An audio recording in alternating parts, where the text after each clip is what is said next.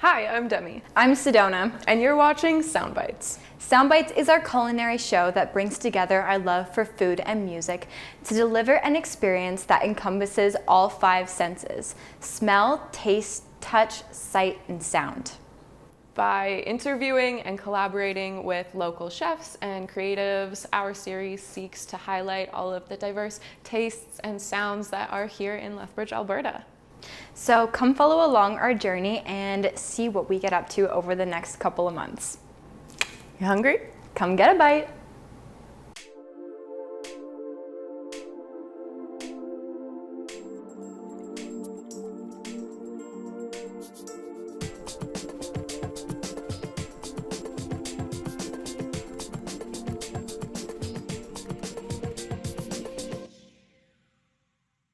Today, Demi and we are at GV Ridges, where they harvest and produce for the Little Potato Company, a famous potato company here in Southern Alberta. This product is featured in many local restaurants and local grocery stores, and we are privileged to learn how the potatoes are harvested, processed, and packaged.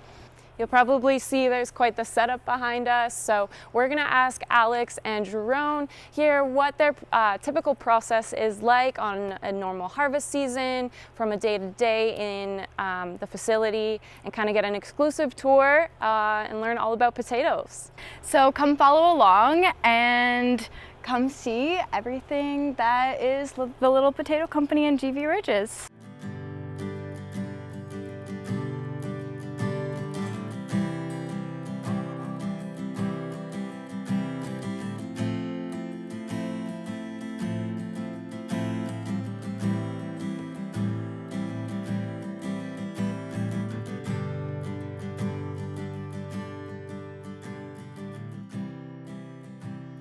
I'm Alex Geerligs, and I'm partner in GV Ridges together with Jeroen Vanderstoel. I'm Jeroen Vanderstoel. Yeah, so we grow a lot of alfalfa seed that takes leafcutter bees, so we have bees on the farm. We grow canola for seed, we grow sugar beets, durum, a fair amount of durum. We have grown weird crops as milk fats. We have grown up flax. We basically kind of grow a fair amount of corn now because of the big feedlot in the neighborhood. So yeah, we basically just do a cast flow and see how it fits in our rotation and what's good for the rotation for the potatoes, and are open to a lot of different crops as long as at the end there's some money left over. Little Potato Company has been an amazing company to grow for. They took us as a grower about 6 years ago. So what's unique about Little Potato Company is we grow creamer potatoes, and a creamer potato is naturally a small potato. So there's a lot of different types of potatoes that you can get, but what's special about these is they are bred to be small. So Canada creamer potato is 19 to 41 millimeters, and that is what we aim to have our sizing at. And from there, yeah, it's just a fun marketing company to work with. And they taste darn good. Yeah. So we grow quite a few different varieties for Little Potato Company. As you would see in the store, they go by little reds and little yellows, but we also do a fingerling potato for them as well. So of the varieties, they pick and choose which ones they want and which ones are successful, so we grow as they need. I think for our farm, for GV Ridges, we grew a lot faster than we ever expected. So over the last 6 years, it's kind of been a pretty rapid growth curve, and we're happy to be where we're at. But right now, I think moving forward, we just want to maintain our quality, and it's good to grow more, but quality is the aim of the game. So for myself, and when it comes to technological advancements, I think a lot of it's going to turn into having less of a workforce. Just as more people move out of rural Alberta and it's harder to find people, I think it's going to be a lot more electronic or computer grading, so just things to allow us to keep our capacity with less people. Yeah, and I think one thing we hope for in the future is that we get smart enough to realize that if we think of things to do in the winter, it's a lot of work in the summer. Well, one challenge we have here is, because of the location of the farm, is labor. And we use a big labor group for the farm. We're very fortunate that there's a lot of Mexican Mennonite people here that are working here, and some Ukrainian people. So we've been lucky that people stay and that they want to come work for us, but it's definitely a big challenge.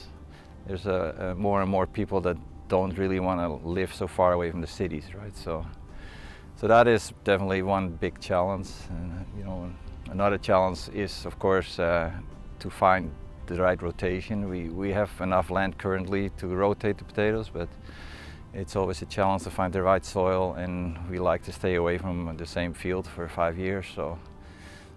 Yeah. But yeah, I would say our biggest challenge would be labor, probably. Yeah.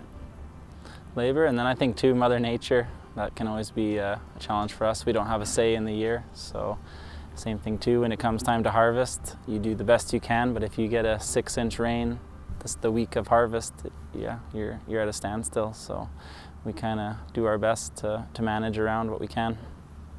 I mean, agriculture definitely is a bright business right now. Like, it's for students, it doesn't seem to be really hard to find jobs. It seems like there's definitely a big future for people that study agriculture. There's a lot of opportunities out there in the agriculture industry. So. And again, like it's sometimes long days, but I mean, it is nice to be outside and not be locked up in an office, or you know. So yeah, for us it's been good, and I would recommend it. Do you guys have any favorite recipes or dishes that people can make using your potatoes? Little potato, scallop potatoes. That's the winner. So it's just really hard to slice little potatoes as scallop potatoes. You gotta watch your fingertips, but yeah, that's my favorite personally. We are in a building that holds a lot of little potatoes, and I guess we'll make a little tour here with you guys. We started this 6 years ago, and it's grown a little bit every year. And it's been a good business for us to work with the little potato company. These boxes are storage boxes, and this is what it looks like in there. So this is one of our box storages. So we store our potatoes in boxes, so like the ones behind. Each box holds about 4,000 pounds. And with that, we just have better storage quality and management. So with all the different varieties we grow, they're easy to keep separate and easy to keep organized for inventory. One kind of a weird thing with this is that the lumber comes out of Europe, and the boxes, we make them here, but they come partly put together from Holland, which is strange because you would think Canada has a lot of lumber, but we could not find the right lumber here to build boxes out of. So. Yeah, so here we are in front of our shipping line. So come time to ship, when we get the orders in, we take a box and we dump it into the receiving hopper, which is on the far side. From there it flows through our electronic sorter, which takes out the dirt lumps, and then from there it goes over a sizing web. And since we grow creamer potatoes, they need to be between 19 and 41 millimeters, so we'll take out the ones that are too big. So they size off, and then all of the good creamer size will go in through our inspection room. And in there we have workers that are doing an inspection and grading out any culls or dirt lumps that were missed before they go to the plant. So from there they are forklifted and then loaded onto trucks, and we ship off to Edmonton.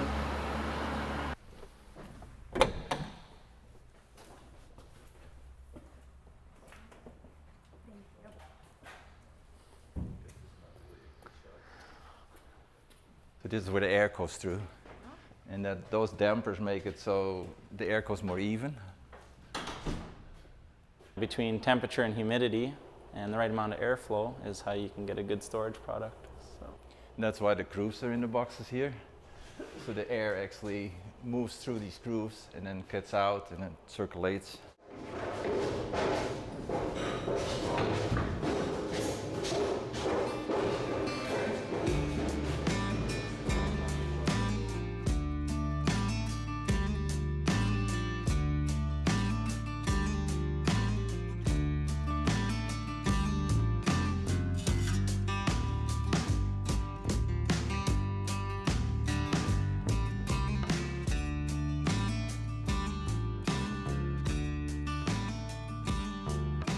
they have to get them really almost perfectly on each other for the air to work, right? So.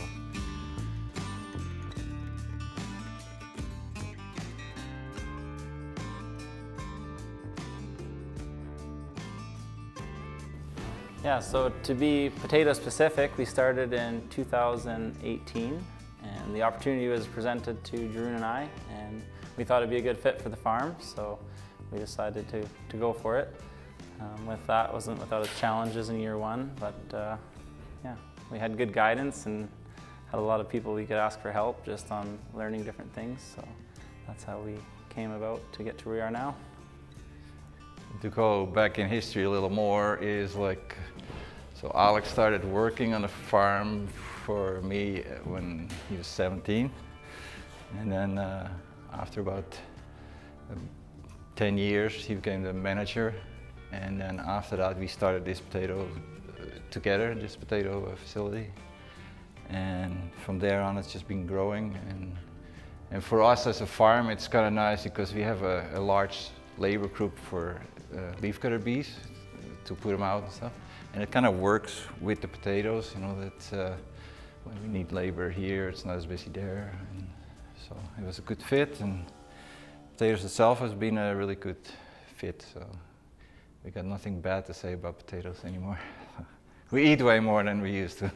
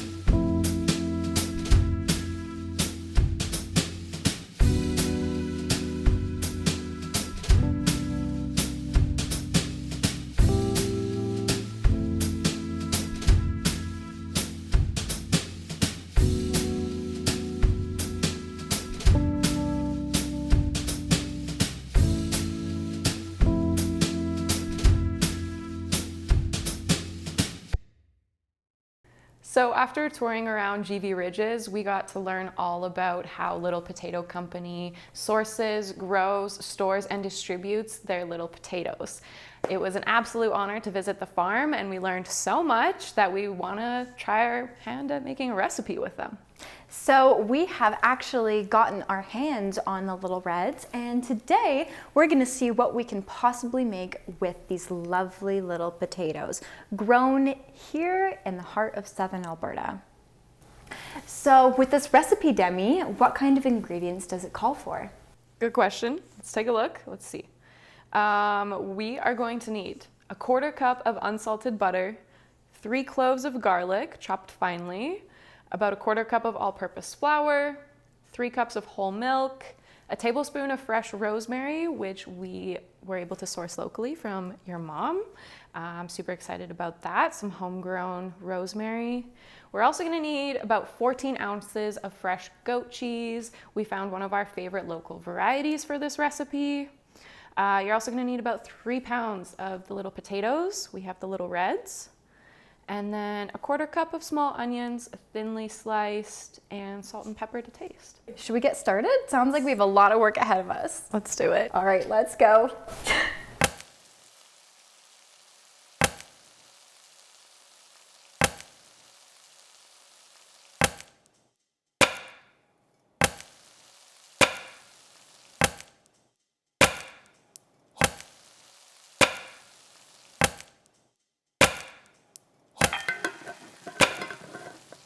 That was good. Keep going.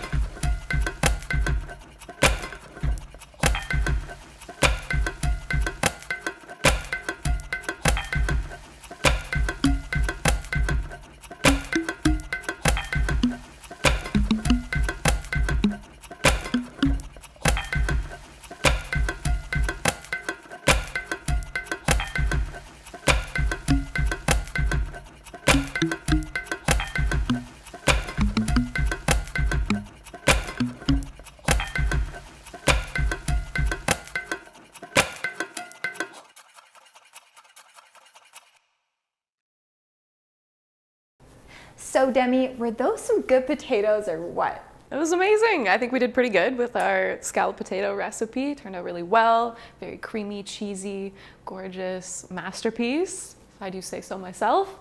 Yeah, I'm really excited that we got to try the little potatoes and learn so much about them. Yeah, what was one of your favorite parts of the farm tour? Definitely learning from Jerome and Alex. It was really inspiring to see what their background was and how Alex had grown up with Jerome and how their business had evolved to the point where it is now. I love learning about their different insights about farming, and it was really interesting to see how potatoes are grown right here in Southern Alberta. Absolutely, yeah. We learned a ton. It was so cool to go into the facility and see the whole behind the scenes of it, right? So absolutely. What was one of your key takeaways, Demi?